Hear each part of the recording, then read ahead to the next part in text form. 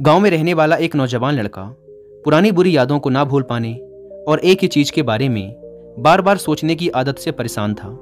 अगर उसे कोई कुछ कह देता या फिर उसके साथ कुछ थोड़ा सा भी गलत हो जाता तो वो बस उसी एक घटना के बारे में पूरे दिन सोचता रहता। वही बात उसके दिमाग में हर समय घूमती रहती। फिर वो या तो अपने साथ हुई किसी बुरी घटना के लिए अपनी किस्मत और भगवान को कोसता रहता या फिर अपने मन में उस इंसान से बदला लेने के ख्याली पुलाव बनाता रहता जिसने उसे कुछ कह दिया था या उसके साथ कुछ गलत किया था।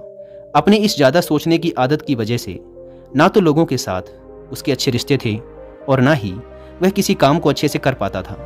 वह हर समय तनाव व मानसिक अशांति की स्थिति में रहता। उसकी ऐसी हालत को देखकर उसके एक मित्र ने उसे सलाह दी कि यहाँ पास के ही एक बौद्ध मठ में एक जैन मास्टर रहते हैं, तुम उनके पास जाओ, वो तुम्हारी इस मानसिक समस्या का कोई ना कोई समाधान अवश्य बता देंगे। वह नौजवान लड़का जैन मास्टर के पास जाता है और अपनी समस्या उन्हें बताता है कि कैसे वो एक ही घटना के बारे में बार बार सोचता रहता है और पुरानी बुरी बातों व यादों को भूल नहीं पाता। लड़के की समस्या सुनने के बाद जैन मास्टर वहाँ से उठकर मठ के अंदर चले जाते हैं। जैन मास्टर का बिना कुछ उत्तर दिए यूं उठकर चले जाना लड़के को कुछ अजीब सा लगता है, लेकिन वो फिर भी वहीं बैठा रहता है। थोड़ी देर बाद वह देखता है कि जैन मास्टर मिट्टी की गिलास में पानी भरकर उसकी तरफ चले आ रहे हैं। जैन मास्टर लड़के के पास आकर खड़े हो जाते हैं तो लड़का भी उनके सामने खड़ा हो जाता है। जैन मास्टर लड़के से पूछते हैं, बताओ इस गिलास का वजन कितना होगा? लड़के ने कहा, मैं एकदम सटीक तो नहीं बता सकता, लेकिन इस गिलास का वजन बहुत ही कम है। अब जैन मास्टर ने गंभीर होकर कहा, मेरा प्रश्न ये है कि अगर मैं इस गिलास को थोड़ी देर तक ऐसे ही पकड़कर खड़ा रहूं तो क्या होगा? लड़के ने कहा, कुछ भी नहीं होगा। जैन मास्टर ने फिर पूछा, अगर मैं इस गिलास को इसी तरह 1 घंटे तक पकड़ कर रखूं तो क्या होगा? आपके हाथ में दर्द होना शुरू हो जाएगा। लड़के ने कहा। जैन मास्टर ने फिर प्रश्न किया, अगर मैं इस गिलास को ठीक इसी तरह पूरे दिन पकड़ कर रखूं तब क्या होगा? आपके हाथ में बहुत ही भयंकर दर्द होना शुरू हो जाएगा। आपका हाथ सुन्न भी हो सकता है, आपकी मांसपेशियों में भारी तनाव आ सकता है और यहाँ तक कि आपके हाथ को लकवा भी मार सकता है। लड़के ने गंभीर शब्दों में कहा। जैन मास्टर ने कहा, बहुत बढ़िया, लेकिन क्या इस दौरान गिलास का वजन बदला? लड़के ने कहा, नहीं, वजन तो नहीं बढ़ा। तब भला हाथ में दर्द और मांसपेशियों में तनाव क्यों आया? जैन मास्टर ने पूछा। बहुत समय तक पकड़े रहने के कारण, लड़के ने जवाब दिया। जैन मास्टर ने फिर प्रश्न किया, अब इस दर्द से छुटकारा पाने के लिए मैं क्या करूं? गिलास को नीचे रख दीजिए। लड़के ने कहा। जैन मास्टर ने कहा, बिल्कुल सही, और जीवन की परेशानियां भी कुछ इसी तरह होती हैं। इन्हें कुछ देर तक अपने दिमाग में रखिए और लगेगा कि सब कुछ ठीक है।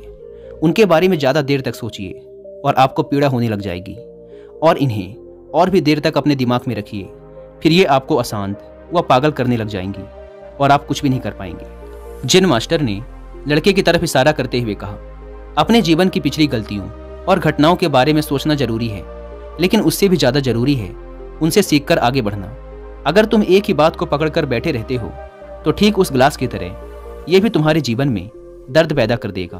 अगर तुम आज अपने अतीत को लेकर बैठे रहते हो तो ये आज भी तुम्हारे हाथ से निकल जाएगा और फिर तुम भविष्य में इसके लिए पश्चाताप करोगे।